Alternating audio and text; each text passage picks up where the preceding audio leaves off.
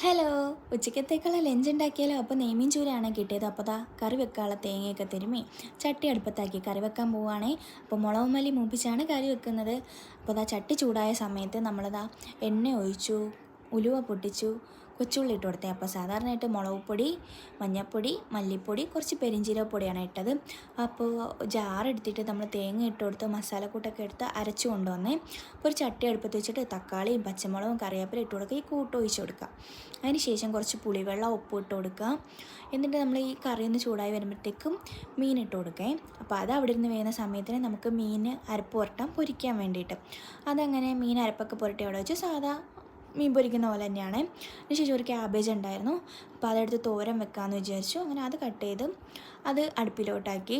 അതിൻ്റെ അപ്പുറത്ത് സൈഡിൽ തന്നെ മീൻ പൊരിക്കാനായിട്ട് വെക്കാൻ പോവുകയാണ്. അപ്പം മീനൊക്കെ പൊരിക്കാനായിട്ട് വെച്ചു. പിന്നെ കുറച്ച് നീളം പയറുണ്ടായിരുന്നു, അതെടുത്ത് മെഴുക്കുവരട്ടി ഉണ്ടാക്കാമെന്ന് വിചാരിച്ചു. പിന്നെ കിടന്ന പാത്രങ്ങളൊക്കെ കഴുകി വൃത്തിയാക്കി.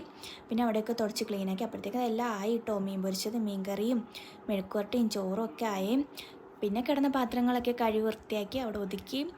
അപ്പോൾ ഓക്കെ, ബൈ ഫ്രണ്ട്സ്. വീഡിയോ ഇഷ്ടമായ ലൈക്ക് ചെയ്യണേ.